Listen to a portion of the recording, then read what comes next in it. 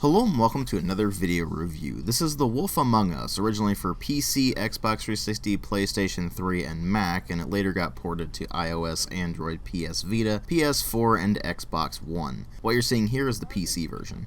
This is usually classified as an adventure game, although honestly it's not really much of a game. I'd classify it more as an interactive movie than anything else, or an interactive mini-series, I suppose. But regardless, it was developed by Telltale Games and released between October of 2013 and July of 2014 in episodic form, and it later saw a retail release in 2014 as well. And something you have to keep in mind is that I'm looking at this as a whole rather than as each individual episode, although I will mention those as I go through this review, and I will try to avoid spoilers where I can, but let's face it, there's not much to this game other than its story, and that does present some problems that I'll get to more when I get to the story and gameplay segment of this review. But for the time being, let me tell you where I was coming from when I went into this review. The only other Telltale games I had played are bits and pieces of the Sam & Max games, as well as, of course, The Walking Dead Seasons 1 and 2. So I had a pretty good idea of what to expect in terms of the actual gameplay mechanics and everything like that when I went into this, but other than that, I actually knew basically nothing about the source material. And I still know basically nothing about the source material, so I'm certainly not going to assess it based on that. What I ultimately ended up doing is assessing this more on two specific points. First off, how is it as a video game? Second, how's the writing, because that's one thing that is generally consistently praised with Telltale games. Let's go ahead and delve into this thing and find out. Well, as far as presentation goes, the visual quality is not particularly impressive, although they did go for a sort of graphic novel art style, which means that they can kind of get away with that. What they can't get away with so much are the bugs and glitches I experienced at the end of the game. I mean, just look at this.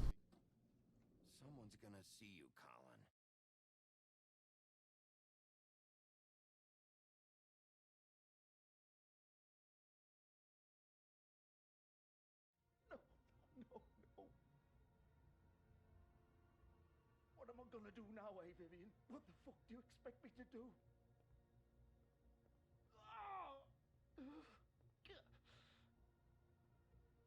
Now, I should stress that that was after I actually finished the game. For some baffling reason, instead of going to the sort of epilogue that happens, it went into those sequences and I had to actually exit the game to get out of them. Low-res textures I can put up with, occasionally blocky models, and rather clunky animations I can put up with. What I can't put up with are game-breaking glitches like that. And speaking of putting up with the visuals, that art style really does help this thing out in the long run, because the art style itself is actually pretty charming, and it makes you kind of forget that the visuals really aren't that good. The sound design is similarly a mixed bag. On the one hand, you have sound effects that just work, and there's not much more to say than that, but then you have the other two parts of the sound design. The voice acting, which is pretty damn good in this. It does occasionally have issues here and there, but most of the characters are actually voiced rather well and give an appropriate amount of emotion for what they're doing at any given point. But then there's the music, which is completely forgettable. And by completely forgettable, I mean I could not name a single track from this game. Not even the main theme that plays when the episodes are starting. Honestly, I cannot remember that theme. It was that forgettable.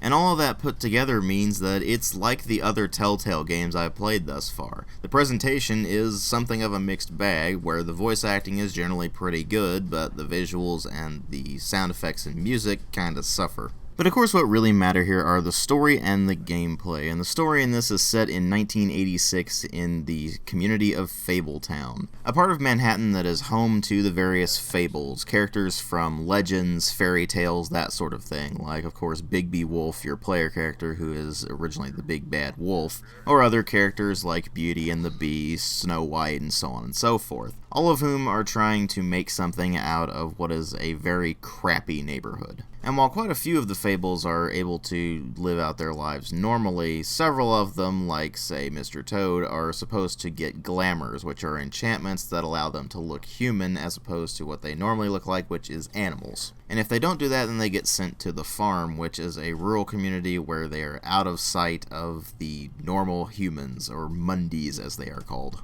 Of course, this being set in 1986 also makes this a prequel to the actual Fables comic book series, and what ends up happening is that you take control of Bigby Wolf, or sort of take control of him, I should say, as he goes about his duties as Sheriff of Fabletown, and very early on in Episode 1, you get introduced to the actual main plot, which involves the murder of a Fable, which is something that is pretty much unheard of in this community.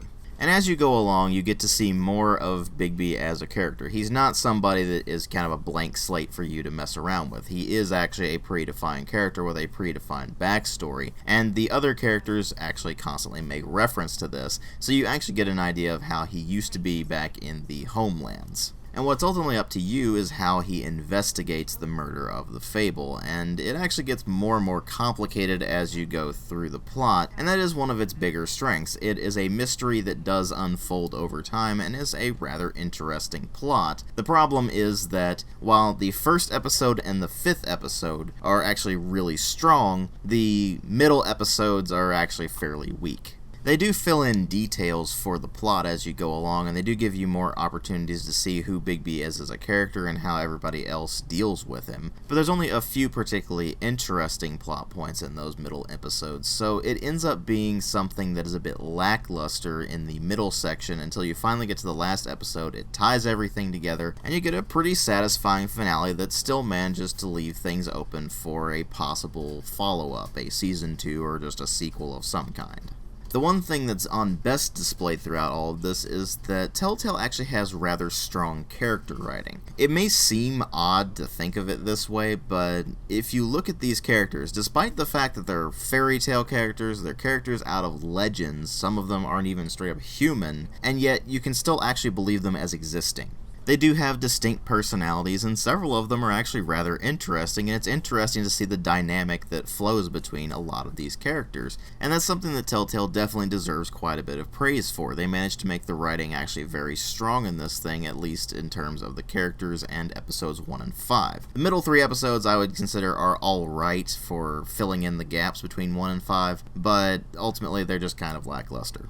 But even more than simply the middle 3 episodes being lackluster in the writing department is the fact that this is a Telltale game and it plays almost exactly like The Walking Dead Season 2. What do I mean by that? I mean it barely has any gameplay at all. Occasionally you have to move Bigby around and have him look at things, but most of the time you're just watching a bunch of cutscenes and having to interact with it solely to choose a dialogue option. Other than that, you may deal with an action sequence, but instead of actually having any proper gameplay, it's just a bunch of QTEs and not much else, which is actually pretty annoying.